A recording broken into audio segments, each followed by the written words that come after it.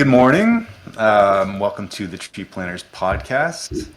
And we are joined by Margaret, as always, and by Claire this morning. Good morning. Hello. Morning. And in case you don't know, Claire is a longtime executive director of the Rescue Lake Simcoe Coalition, and she is stepping down. And so we're kind of like, I don't know, talking about that experience. The Rescue Lake Simcoe Coalition, also, you were sort of started it. You were there at the start of it. No? No, but I'll tell a little story, which I Okay. think is one of the more inspiring little stories.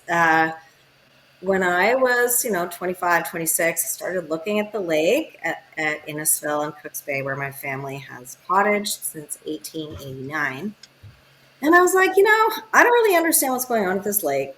What's happening? Can I find any information? There wasn't a whole lot, but there was some on the early internet. And I created a program which I ran with the Lake Simcoe Region Conservation Authority called Paddling Around Lake Simcoe. And we did a lot of education and funny skits. And we met some people in Georgina. There was the Alliance for a Better Georgina, and Annabelle Slate and Bob Eisenberg were two of the people who were part of that group. They're both, sort of 30 years older than me-ish. And they were both just incredible leaders in their own right. So we had this experience of paddling on the Mascononge River together, and some of the members, including Annabelle and Jane Meredith, were like, what? This river is totally choked with duckweed. This is a huge problem. Oh, I just realized this is a lake-wide problem, and maybe we should apply ourselves to trying to fix this. So they actually went off and created the Rescue Lake Simcoe Coalition after our Paddling Around Lake Simcoe tour.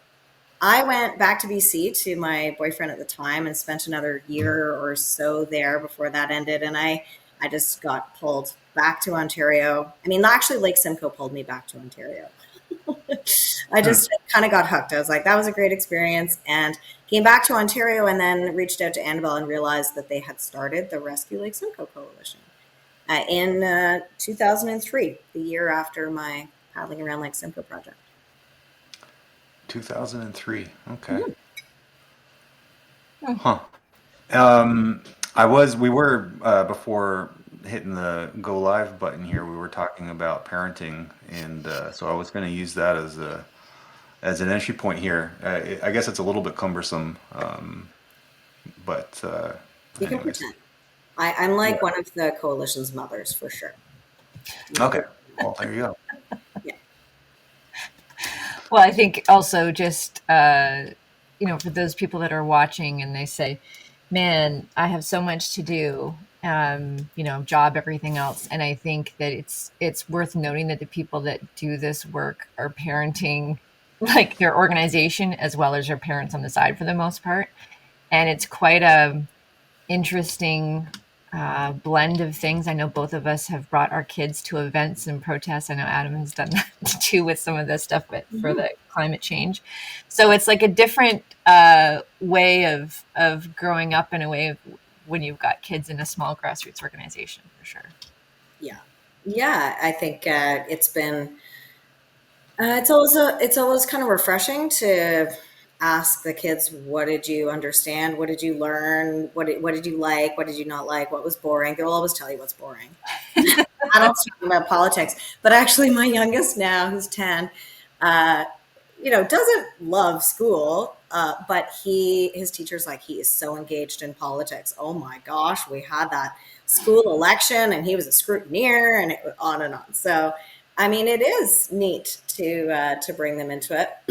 The other thing that I think my kids reflect back to me is actually how powerful the First Nations way of talking about all of this stuff is. Like, they hear them. They hear the stories, they hear the way that they talk, and they kind of reflect that back to which I think is not surprising, but noteworthy, said, we're very good storytellers. This is how you engage people at a young age. You don't go blah blah blah. Bill 5, you Mm-hmm. know, Kinga Therma, minister of blah blah blah. It's like, maybe that's later, but actually the principles of parenting, the principles of being a good person, of carrying something, stewarding, taking care, like those messages, I think are really powerful. And most First Nations speakers I've heard, and just their way of talking about water and the issues that we work on.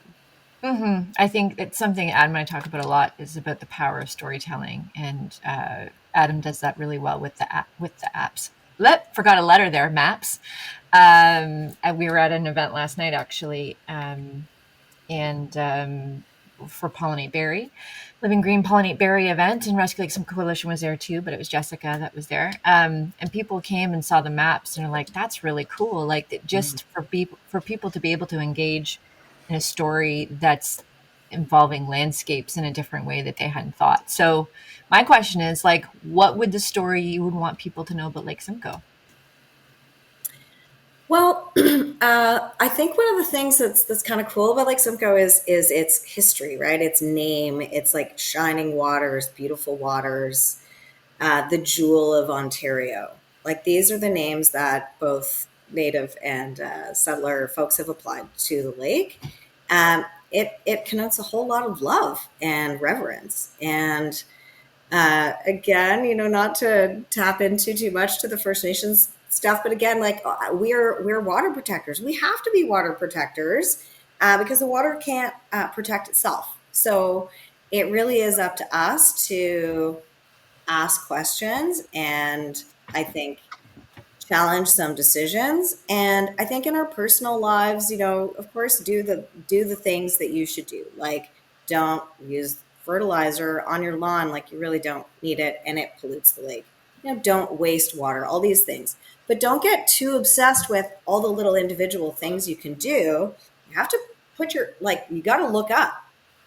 I mean, I have a lot of concerns about where Ontario is going, policy wise and government wise. And we can't ignore that because we can't take care of Lake Simcoe without government being transparent and helpful and effective and reporting and striving for better. Can we also back up maybe a little bit to when you were in BC, and what you mentioned that like Lake Simcoe was one of the things that drew you back here. What was that? And and then like is that attached to the Rescue Lake Simcoe Coalition sort of explicitly, or was there another step that was taken? Not exactly. I mean, I was I wanted to work Oh, on. and sorry. One more thing. So I spent some time in BC as well, and the sort of grassroots organizing scene in BC is quite strong. So were you also part of that out there, and did that then bridge here? Yeah. So I guess there's kind of two parts of the story. One is that I love Lake Simcoe, and I always will. My family will always cottage there. I lived there for 4 years in Innisfil. Kids went to school there and everything. So I'm always going to love it. But then also I was at a stage in my life where I had some work experience as an environmental educator. I'd worked for the Sierra Club in BC, and I worked for a really cool think tank called the Center for Integral Economics. It was like working on tax shifting for social justice and environmental causes. And I was applying for jobs. The place is lousy with environmentalists. Like, hello, Ontarians that live in BC, come back. Like, the place is full. I mean, it's great for BC, but it's not great for Ontario. Hmm. And I thought, actually, who's working on Lake Simcoe? Like, who's going to do this? And maybe there's a place for me. I was getting jobs in BC, but it was like, I got one of three positions, 300 people applied for to get minimum wage to travel around BC to be an educator, which was an awesome experience as a unattached person with no kids and everything. But I was like, I don't know how am I going to be able to work here. But I love Ontario. I'm from Ontario and I really care. I kept coming back, every Christmas or whatever. And I was like, what has happened? Like you drive up the 400 and it was like these suburbs were just sprouting up like mushrooms. And I was pretty sure, without knowing much about planning, that this was not going to be great for communities or affordability or the environment. And so those interests started to kind of come together like, yeah, what is actually happening and how can I learn more about it? My work in BC I was a canoe tripping and sea kayaking guide. So for me, doing the paddling around Lake Simcoe project was a way to bridge what I had been doing with what I wanted to do. And in the course of that, I met all sorts of great people that were doing work, but there wasn't really much of a voice for Lake Simcoe. So that really was what the Rescue Lake Simcoe Coalition was set up to do, was to be more of a citizen voice, to have some smart people sit around the table and look at the information that was being created and ask questions, challenge some of the presentation of information, and then ultimately to really ask for more, to say, oh, well, you've just approved this, you've just approved that. Like, if we keep going the way we're going, this ecosystem will be devastated. So that was kind of the lead up to the big campaign to get the Lake Simcoe Protection Act. Mm-hmm. And I think too that I might be skipping all over the place here, but what else is new? You guys work with me enough to know that I don't follow chronology. I think the hard part with the Lake Simcoe, like it was great that you guys got the plan and you've been working on trying to keep that plan. But Lake Simcoe has become this political tool that everybody like wraps themselves in the I love Lake Simcoe and we have the Lake Simcoe and the politicians just they know that it's something that can get them some sort of credibility without actually having to do anything. And I think when I talk to people, and I'm curious what your experience is, when I talk to people about Lake Simcoe, they feel supported by the politicians saying how much they love Lake Simcoe. And they just assume that that means that they're taking care of it because we want the government to put in the Lake Simcoe cleanup fund. We want to do this. We're going to do this. We're going to build a phosphorus plant. Like these are all the things that the lake needs because the politicians tell us so. And then, as I know, we've been working with you closely, it feels very much like, well, that's not actually how it goes. So I think the public kind of gets lulled into this false sense of security because it's used as this political tool to get votes, but then the commitment and follow through isn't really there. Would you agree with that? Oh, yeah, I would agree with that. I actually have noticed a bit less of that in recent times. Like, I don't think they are wrapping themselves in I love Lake Simcoe so much anymore.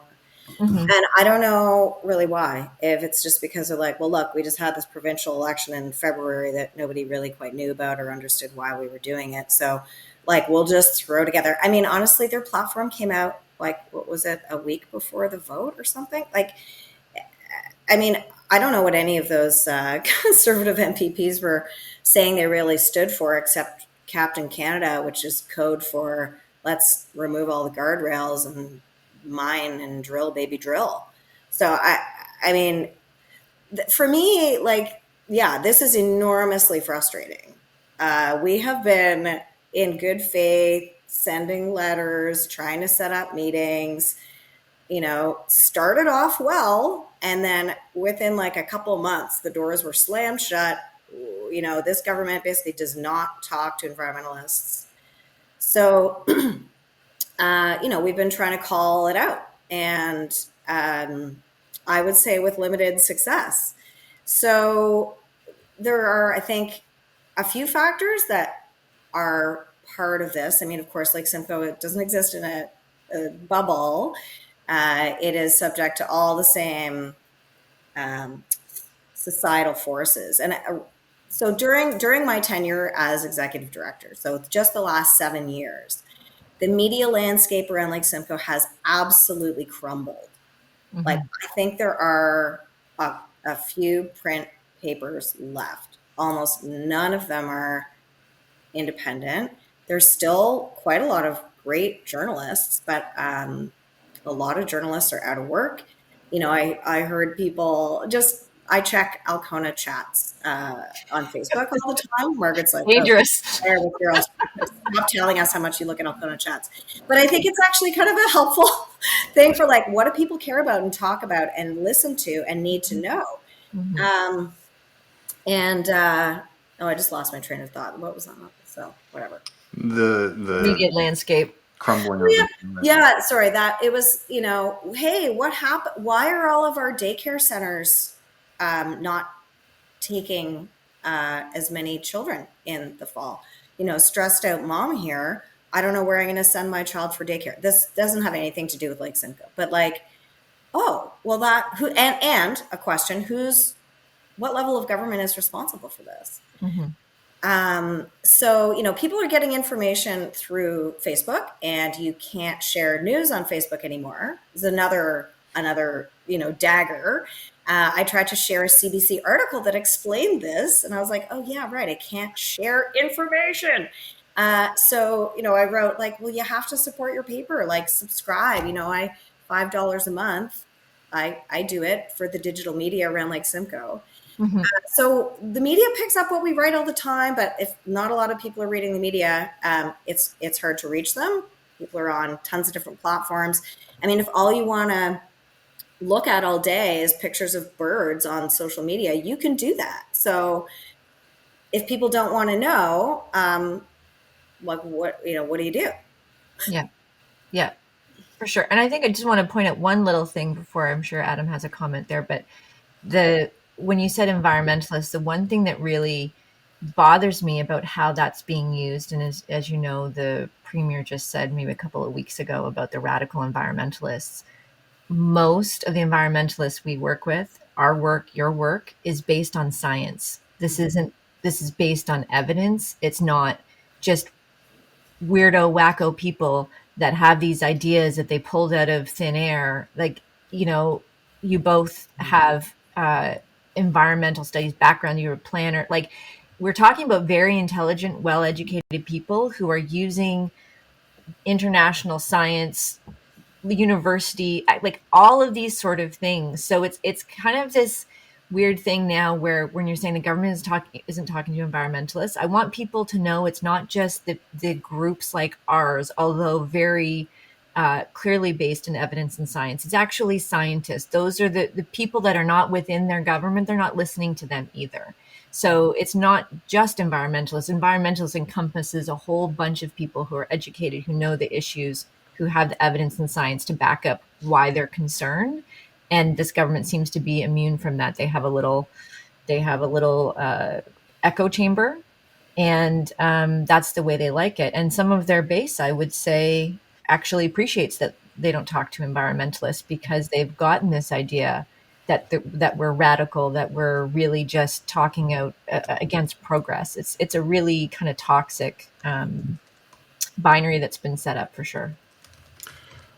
So you are preempting one of the topics that I was planning on getting to later on. Sorry. That's all right. We're going to arrive at the current political landscape, which is an interesting conversation. But I mean, so I have something that I want to bring up that transition from BC to Ontario made me think about, which maybe goes a little bit to this political landscape as well. But then there's also kind of commonalities between BC and Ontario in terms of at least from the top down approach towards the environment. But the bottom up approach I find is interesting in some of the differences there. So like with the the sort of the richness of, for lack of a better term, of environmental activism in BC, at least from when I was there, it sounds like you had a similar experience as well. And I wouldn't say that Ontario doesn't have a wealth of resources in that regard. I mean, there's plenty of large environmental organizations and plenty of environmental organizing happening in Ontario, but it does seem to have just a different sort of vibe. And I wonder, I just thought it was interesting to think about the different landscapes as well and how that sort of factors into our sense of of space and Mm-hmm. place and our connection to it and our willingness to do something to it. And Ontario, like, and certainly kind of in our area in the Lake Simcoe GTA area, it there aren't a lot of natural features that kind of put you into that sense of the sublime, that sense of being part of something much larger than yourself, which is like hard to escape in BC. That's like everywhere. Yes, sure. The grandeur of nature's in your face there, and it really kind of puts you in your place. Yeah. And I found that notion kind of interesting, and the question of whether, like, if there's something about Ontario's natural features, at least sort of, I mean, Ontario is huge, so there's lots of different natural features, but we're just kind of looking in the central Ontario area, maybe southern Yeah. Ontario area. But if there's something about our the character of our nature here that kind of asks us to engage with it a little bit differently. Yeah. Yeah, I think that's a good characterization. I think when the beauty of nature just smacks you in the face, you're like, "Oh my gosh, I love this. This is so stimulating." As a paddler, like being on the ocean and feeling that swell that's just persistent. It's always there on the West Coast. It could be a calm day and you're still like, "Wow, Mother Nature is still able to kick my ass." It's just it like I have tingles. It's amazing. Um, so, I wonder why we don't feel that so much in Southern Ontario. And I guess the lack of mountains, the lack of, fetch over the ocean to create that swell, et cetera. We don't have salt water smell. All of that is not there. But here we are. But it's a much more settled landscape, right? So it's farmed. It is flat. A lot of Southern Ontario anyway. And I think that people actually see nature as more of a subset of our human culture than in BC, where it's like, okay, there's nature and there are cougars, mountain lions, and bears, like right there. And, when it floods, like it floods. And it's, it's, I can see how you would have a bit more reverence for nature in BC than in Ontario. But one of the things that I always thought was very interesting, I'd had a little stint as a teacher, professor at Georgian College, and also at York University as a graduate assistant. And most of the students that I had in those two contexts grew up not in the city of Toronto, which I grew up pretty close to downtown, like right in Toronto proper. Um, and they were just like, oh no, we don't like downtown. The streets are narrow and it's busy and therefore we don't like it. And I was but you really love where you live. Like, what is so great about it? And I realized that if you are brought up in suburban environment, it actually can be kind of uncomfortable and challenging to see the landscape, even our urban landscape, in a different way. And I think that's really the challenge of our time. Like I just saw, an article in Bradford today because I always scan our local news in the morning, and they're putting up a 2-story duplex. Oh my God. Like the sky is falling. People are like, what? It's going to ruin our neighborhood. Like, it is not going to ruin your neighborhood. It's really not. Like, if we are still arguing about things like this is what makes me sad. Because we have a housing crisis in Ontario. What we need is cheaper housing. General average people cannot afford the average cost of a single family detached home. It's more than $1 million. Like, we need to build the housing people can afford, period. And it's too bad if it doesn't look exactly like what you grew up in. But like that's the challenge for Ontario right now. And these things affect the environment. And I'll just explain a little bit because maybe someone doesn't know.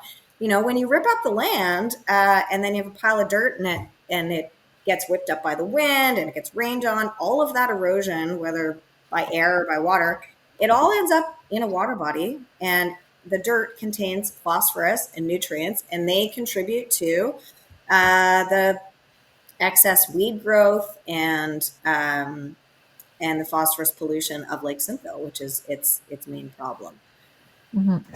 Which is a complex topic. But long story short, all of the development that we're seeing and the proliferation of suburbs, the continued proliferation of suburbs, is adding to the pollution of Lake Simcoe. So if we want a healthy Lake Simcoe, we need to also accept some more density.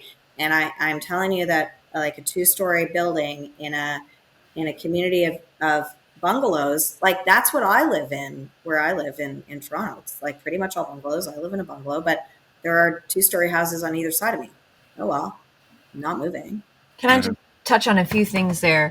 One, I think you're both right. Like the idea of how Ontario views its nature, and I think what's kind of been built into the collective consciousness, from my perspective, is that Ontario for a really long time was known as the economic engine of Canada. You know, if you wanted a job, you had to go to the city. Toronto was the thing. That's where the economy boomed. And unlike other provinces in Canada that didn't have the economy to make it a thing, I think a lot of Ontarians, at least until recent days, older generations, if you will, thought of Ontario as like the place where you get jobs and you make money.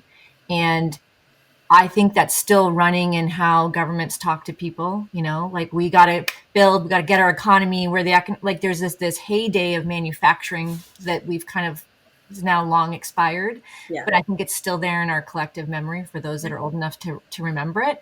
And so it's really easy, I think, for the province to tap into this idea of like, you know, we need to get things going, we need to get building, you know, we need to get our economy going again because we're like, yes, we were the economic powerhouse. Whereas, you know, some of your the coastal provinces, you know, the Maritimes, they didn't have that moniker. They started to think about other things, right?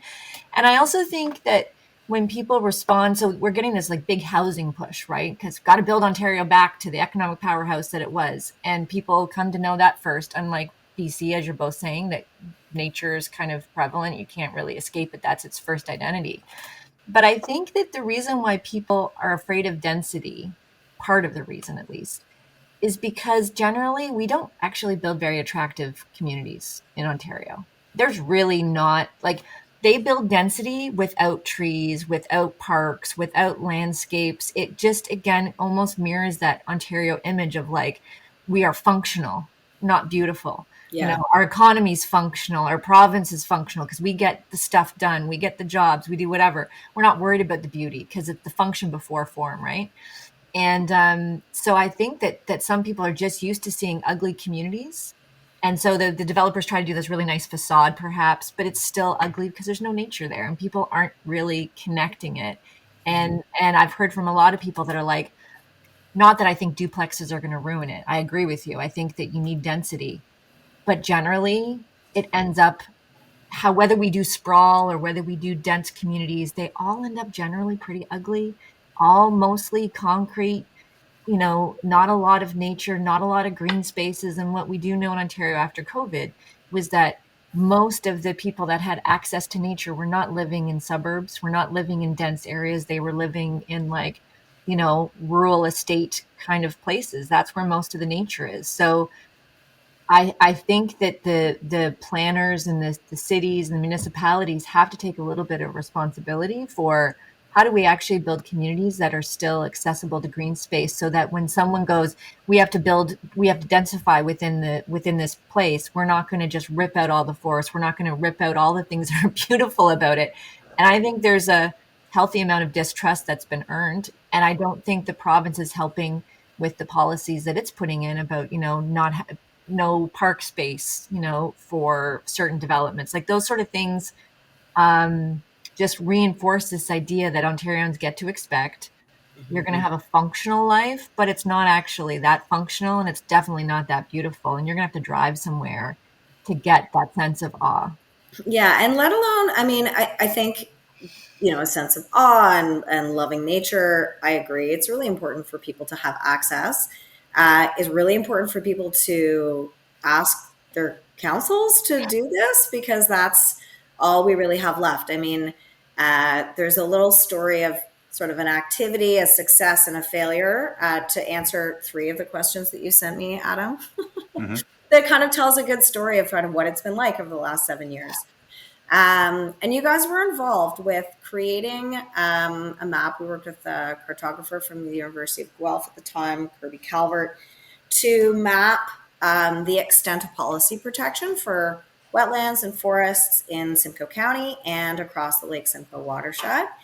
And then we kind of toured with that work, and we went to councils, and it was really effective. And I think that is the kind of work that these organizations, as you guys are now doing so much of this mapping work, I think it's really important and effective to help remind people, well, here we are on the landscape, and this is what it looks like from a policy perspective. This is what's protected. Do you think that's enough? So we worked on that to kind of set the table and say, well, gee, guys, like, there's a lot of nature here, but it's not well enough protected. So let's do that. And I don't know, I guess I thought the government would do that. And then the way we thought they were going to do that was by applying a natural heritage policy for the province in Southern Ontario.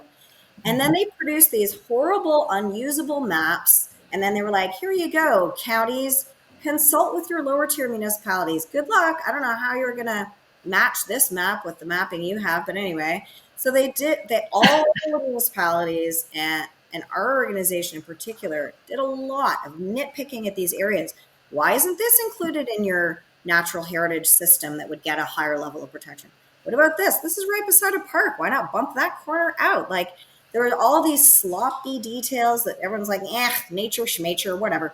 So, or they just did a rush job. I'm not trying to criticize the staff involved here, actually, but it was a rush job. And maybe they knew the end of the story, which was that the province actually just said, forget it. And they got rid of the whole thing along with the growth plan. And the agricultural system Southern too. Ontario. Yeah, no agricultural system, no natural heritage system, no growth plan.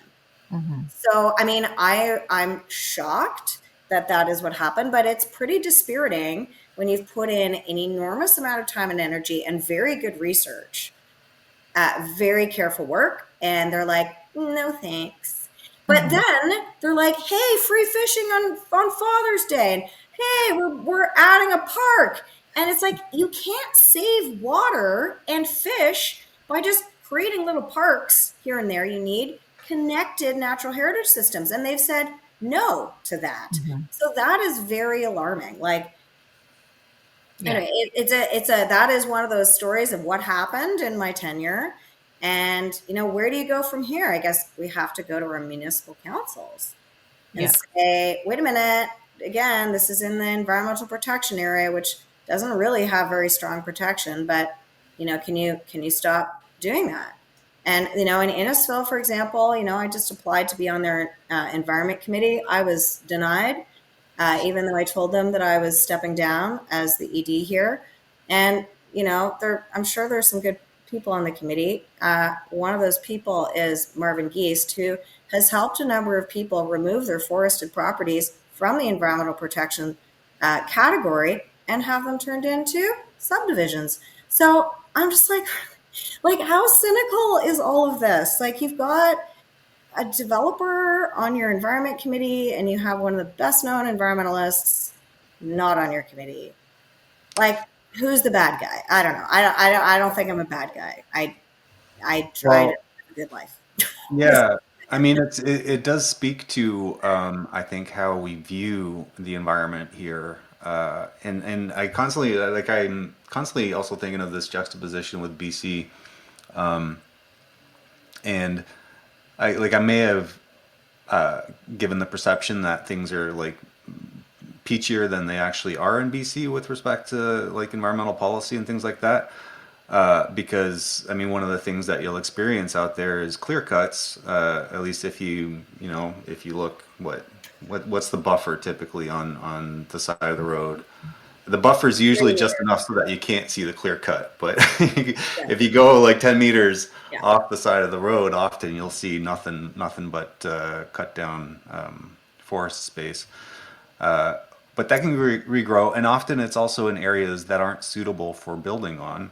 Yes. And I think it's just an interesting comparison, I think, to think about how also urban planning occurs in BC versus Ontario, like one of the best advocates for livable communities, Brett Todarian, is out of Vancouver, and Vancouver is also widely recognized as one of the most livable, walkable, complete communities. That's not to say that it's affordable, but it has these natural constraints on where it's Yeah. able to expand and where you're able to build around it. And so the analogy in Ontario for that is largely missing, except for when it is placed into regulation. So where the boundaries of that built up area are established. Why? Like, what's the process behind that? The justification for putting development in this particular location, things like that, and how it fits with other locations and with services and transportation, all these different interlocking systems that are really important in a complex society like what we have. And as you just described, our current government has pretty much done away with all of that. Hmm. So we have this sort of flat landscape, roughly, where you can, by and large, kind of build pretty much wherever if you own the land and you have some decent relationships with local decision makers. And just so, like, as far as this contrast between this person who's on the environmental advisory committee, who seems to view, the environment as something that is there to be, in that utilitarian sense, or in a more sort of narrow utilitarian sense. I think all of us would acknowledge that the environment provides services that are useful for us in terms of air purification, water filtration, and things like that, but not necessarily for development, helter skelter kind of. But so flipping back to BC, that view would be the timber view, right? But you're just not able to build there. Here, it's like a lot of development is land banking. You're buying land, and then you're sort of vying for how you can get. So you're buying land on the cheap when it is not actually sort of developable, and then you're sort of vying in the policy arena to get it to be something that can be developable. Often it's then sold to other developers, and whoever bought it initially makes bank, or just the developer has already sort of land banked it and has turned this handsome profit once it becomes much easier to develop. So I think it's like development in Ontario is kind of like our forestry industry in some Oh yeah. respects, right? So Yeah. like the land that's developable is viewed as sort of that raw natural resource to be sort of controlled and exploited. And but the problem there is we don't have any natural constraints in place, which is what the usefulness of the regulatory regime and the growth plan was. Yeah, exactly. No, no, I think that's quite right. I mean, I remember being kind of shocked in BC to learn that they had an agricultural land preserve, ALP, and it's like, wow, that's a really good idea. And I think part of the reason that they had that, it wasn't perfect, but was because, like in the Fraser Valley in particular, this is incredibly good farmland, and you Hmm. just can't pave over it. Those constraints are there. I Hmm. mean, I think the farm community in Ontario has been doing a pretty good job of being transparent with government and on social media and in the news, saying, we're losing like 350 acres a day or something of farmland now Hmm.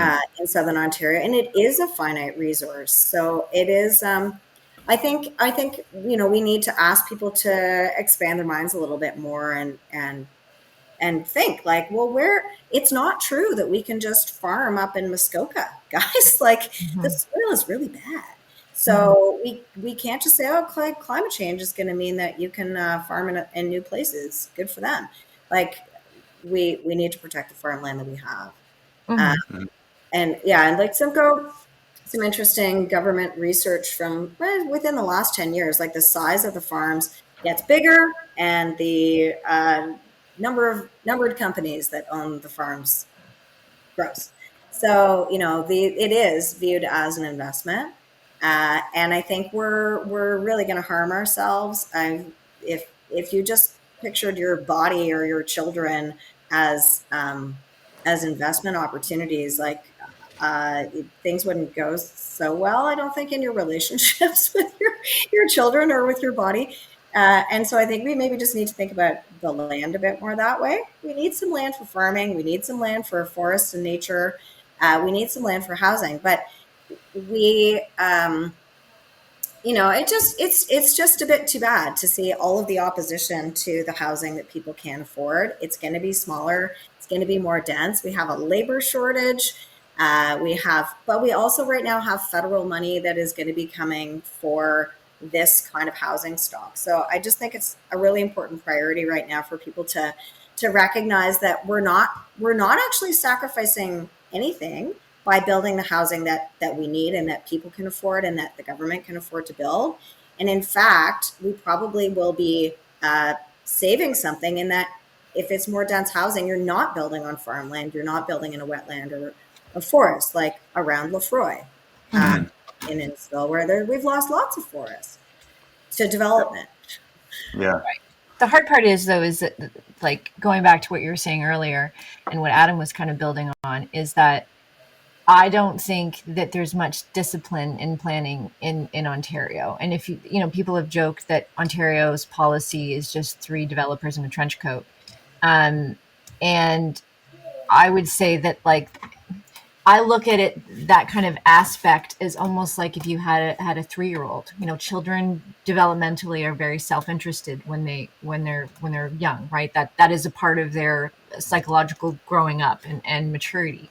They're self-interested, and so you wouldn't sit your kid down with all you can eat buffet, or at least most people wouldn't, of marshmallows and their favorite candy and their juice, and just go wild, because they're so self-interested. There's no discipline, there's no boundaries, until they make themselves so sick that you're cleaning up puke for the rest of the night.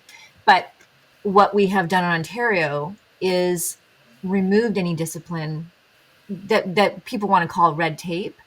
Because we don't have those natural features like you guys are talking about. What is the end game? When do we say this is enough, or this is the boundary?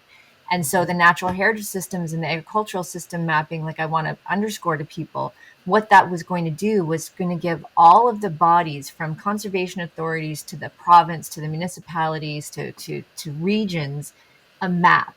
And with that map were protective policies. Many of the natural heritage systems mapping was from the Greenbelt. So there were Greenbelt-like protections that were going to say, here's where our natural heritage is, here's where our agricultural system is. We're not going to mess with this, and we're going to do it in proper places. So all of the discipline that we would need to not mess up the things that we can't mess up, the Endangered Species Act, so, like, it just goes on and on and on in this whole deregulation.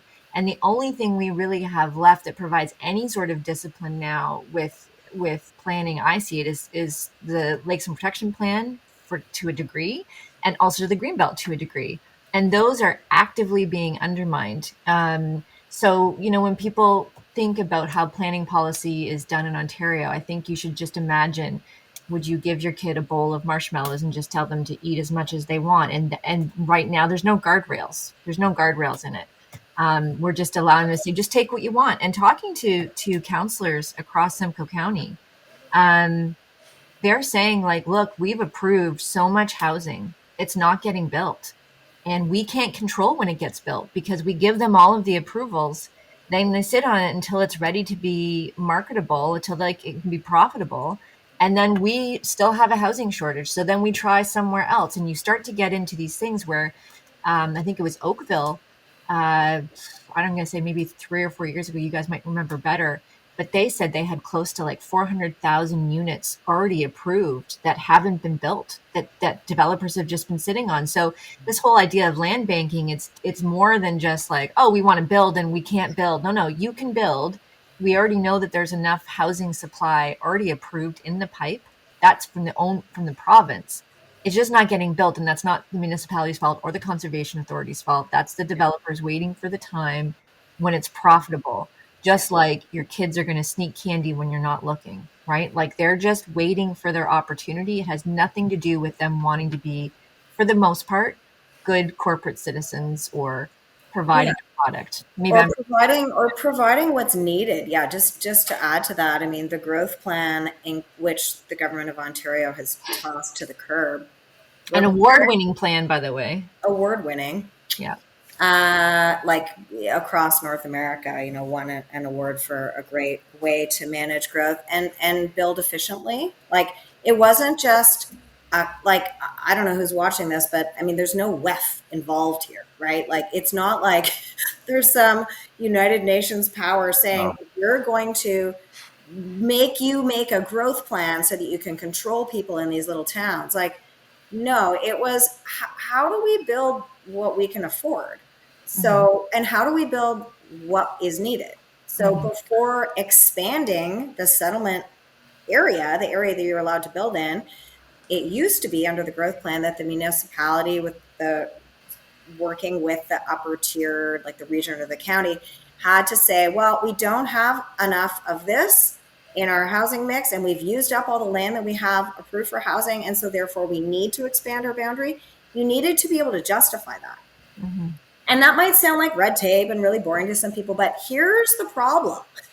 When you don't have that, you have what Margaret just described, approval, like ready to build, but they're just waiting for the magical time when the 3,000 square foot homes are going to become affordable for enough people again. Mm-hmm. So that is really dangerous for a whole lot of reasons. So like this is actually pretty sure this is going to fall apart and collapse, and we'll have to go back to some rational planning because this cannot work. Mm-hmm. So like the government of Ontario is saying, well, let's get rid of development cost charges. Those are the things that are used to make your house, your everything outside of your house. Like, they go into schools and community facilities and parks and trails. Okay, if you don't have development cost charges, who pays for those things? And how do we make sure they get built? Because your life is more than just your house, right?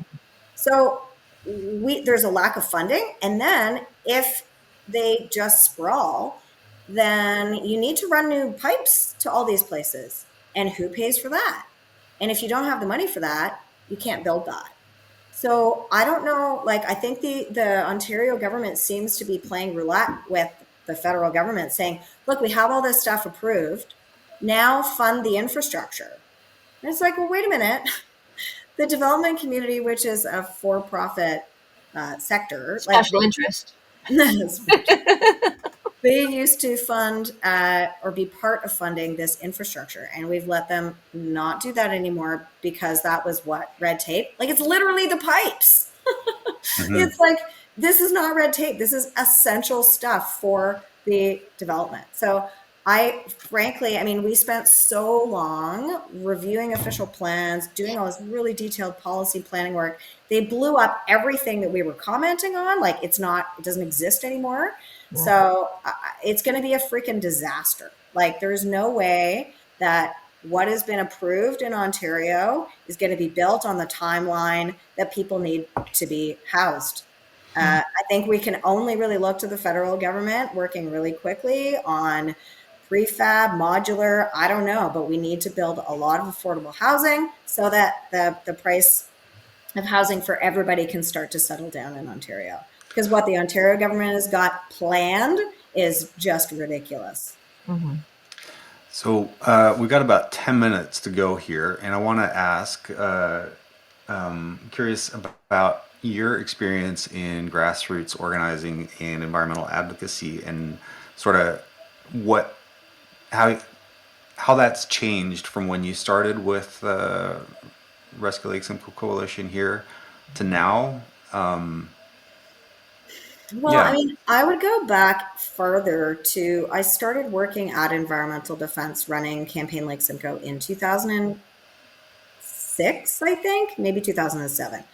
So until that point, I hadn't been much involved in organizing. I remember my boss said, what do you know about organizing? And I was like, yeah, I'm pretty organized. Like, I'm an organized person. So it was pretty new to me, and I have to say it was the fight for the Greenbelt that made me go, wow, look at what people can do. This is amazing. And it was really a huge relief to me after just driving past the proliferation of suburbs and wondering what was going on and where this was going to stop. the fight for the Greenbelt was really inspiring.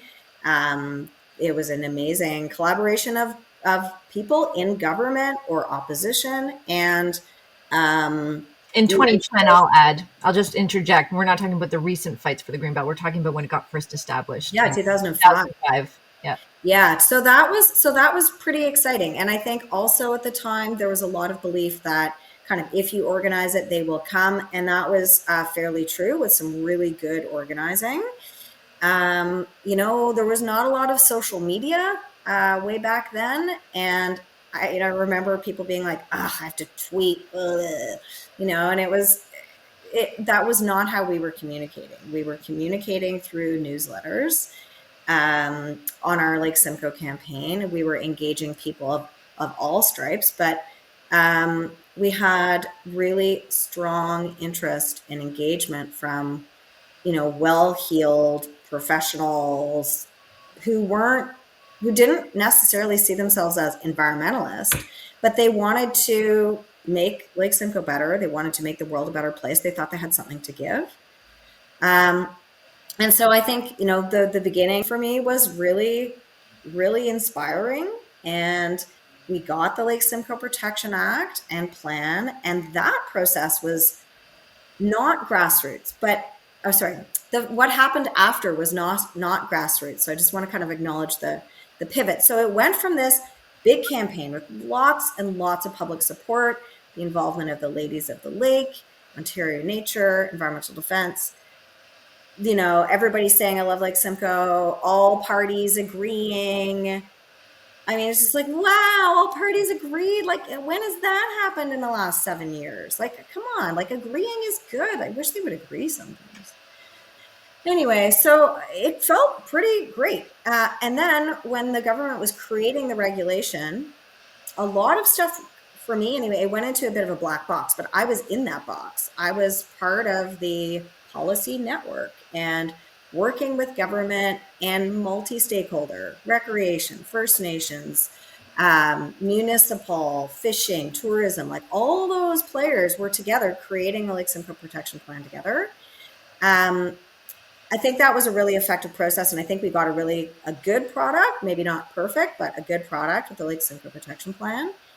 But then what happens, and this is a bit of a lesson for grassroots organizing, I think, and for governments, referencing also the failure of the carbon tax, the federal carbon tax, like where people are blocked out, where the real work is, it's unclear what it is or what's happening to the general public, or when those meetings, for example, they were confidential. It was like, what can we say? Like, what can we say about what's happening?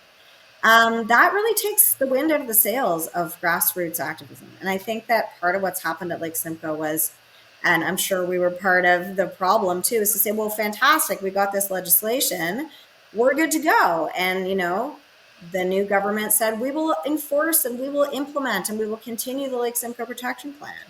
And they continue to say that, but they also chip away at stuff. And again, it's very black box. Like, I am currently trying to evaluate 2009 to 15 era to where we're at now. And it's really hard to find information.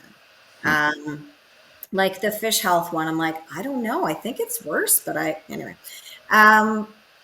So I do think I think it's important that, grassroots, at least at this point, focus more grassroots, actually. The province is clearly not listening. And so I think we need to really get our act together at the local level to say, along with our municipal counterparts, we want this, this, and this. Like, we have to be telling them, I think, with one voice that is what we want. And, therefore, it's also really important that people think about the municipal election and who they're electing and what values they bring. Because it's quite dangerous, I think, when everything goes into this sort of confusing policy wonky thing. I mean, that's what Ontario has done the last 7 years, is they have just hammered away and chipped away at so much legislation that the people that typically respond thoughtfully, like myself, with research, we're just like, I have no idea how you even think this would work. Like, what am I supposed to say? This is nuts. Send. Like, what do you say? They're not reading what you write anyway. Yeah. So, it's become difficult as a thoughtful person who likes to provide meaningful input to government to not just write ridiculous things like this is nuts, because what they're proposing is equally nuts and impossible to follow, as it's just chipping away. And if I'd like to just give one example. Yeah. So the Lake Simcoe Protection Plan allows for the Conservation Authority to collect some money for phosphorus offset.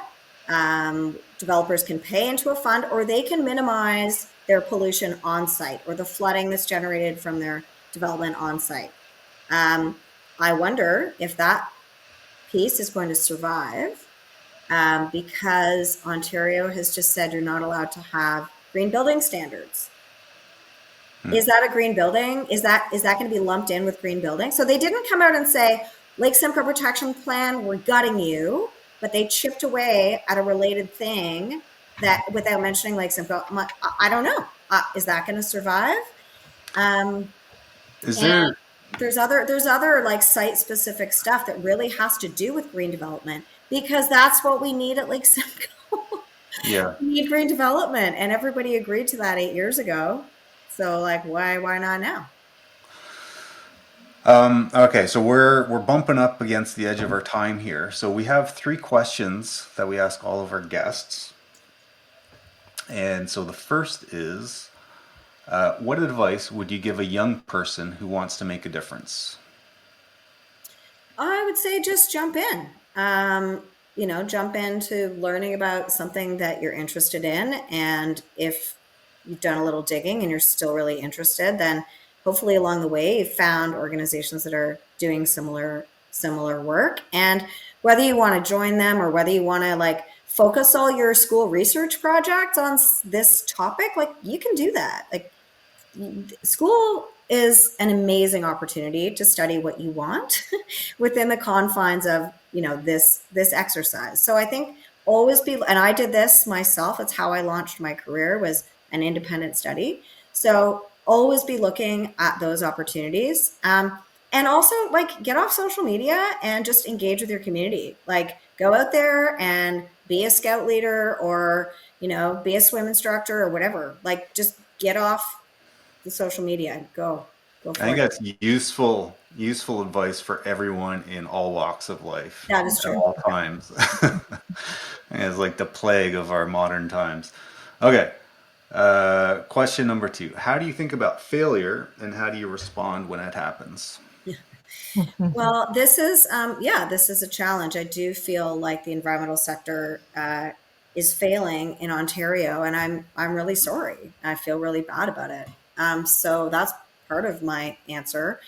But also, I think we have to, make sure we don't put the weight of the world on individuals' shoulders. I mean, we've been spending all this time talking about the systems that the government is breaking, and we are human beings that live here too, with children and aging parents and like all the things.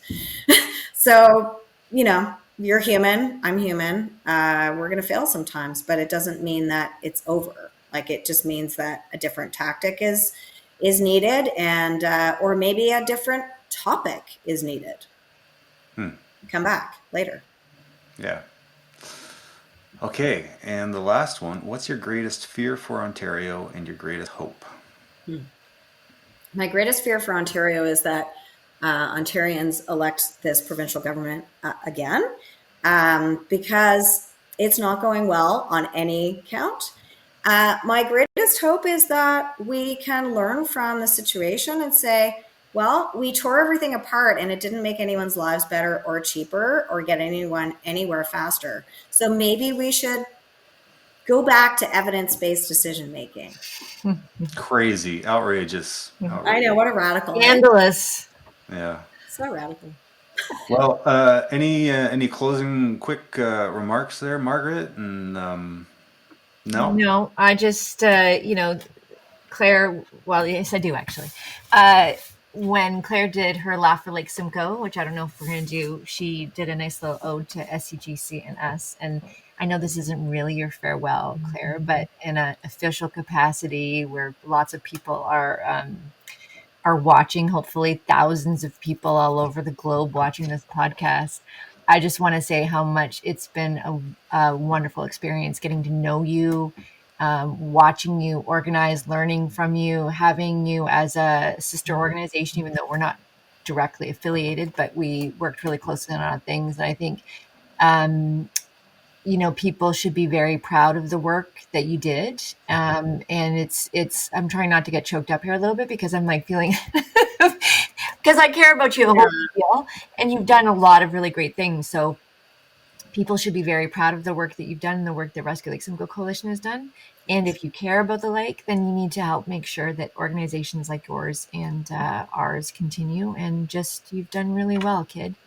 Thanks so Yeah. much. I appreciate it. It's been really a pleasure and an honor to do the work. And I'm not dead, and I'm not going to go. your little eulogy there, your environmental So, eulogy.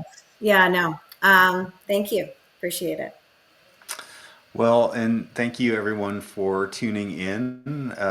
As usual, our little sort of request, if you appreciate this podcast, if you found it useful, leave a rating on whatever platform you use. I guess that makes it much easier for other people to find, bumps it up their algorithm or something like that. I don't know. Ghost in the shell, right? And otherwise, we will be back next week, or I will be back. Margaret will be in Portugal. Tough life. Yeah.